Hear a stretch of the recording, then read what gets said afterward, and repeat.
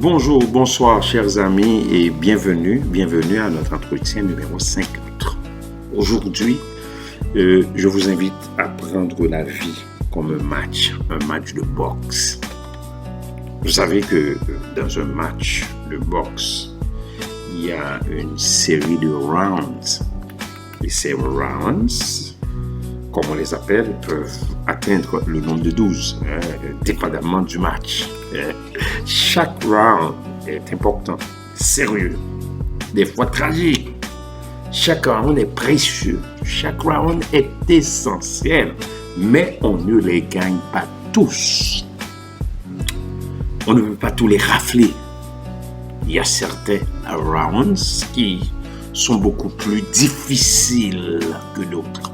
Certains sont beaucoup plus pénibles que d'autres, beaucoup plus ardus, plus laborieux. Mais l'essentiel, c'est de résister jusqu'au bout, résister jusqu'à la victoire finale. Vous vous souvenez que je vous avais déjà dit que la vie n'est pas un grand combat, là. Mais je vous avais dit aussi que c'était un jeu sérieux, un jeu où il y a à chaque phase des niveaux de difficulté. Et ces niveaux de difficulté peuvent être comparés à des niveaux de difficulté qu'un boxeur rencontre pendant le combat. On ne peut pas gagner toutes les batailles. Si on les gagne toutes, on serait des dieux. Et seulement Dieu est Dieu. Il n'a pas d'égal. Il n'a pas de semblable, il n'a pas de comparable. Nous devons nous habituer à faire des victoires et à perdre quelques matchs quand ce n'est pas la volonté de Dieu. Vous savez que lorsque nous prions, nous demandons à Dieu, nous lui demandons quelque chose, ce n'est pas pour changer ce qu'il a en tête là, mais pour qu'il puisse faire ce qu'il avait l'intention de faire, car il est souverainement élevé, il est magnifiquement élevé, splendidement et universellement élevé.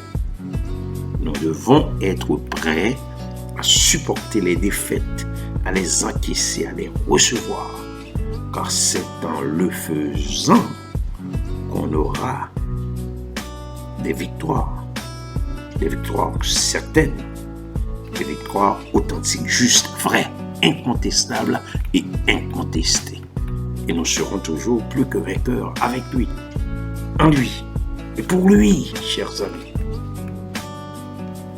Il est là, avec nous, il sera toujours à nos côtés, il sera toujours avec nous et pour nous.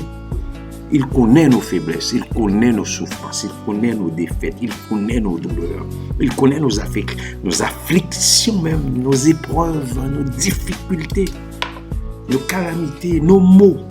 Et comme l'auteur de l'Épître aux Hébreux déclare, nous n'avons pas un souverain sacrificateur qui ne puisse compatir à nos faiblesses. Au contraire, il a été tenté pour nous en toutes choses. Il a été tenté comme nous, en toutes choses, sans commettre de péché. Approchons-nous, voilà pourquoi on doit nous approcher de lui avec assurance, avec confiance. On doit nous approcher de son trône de grâce afin d'obtenir miséricorde et de trouver grâce pour être secouru dans nos besoins. Clébert Jean-Charles vous a parlé. Au revoir et à bientôt.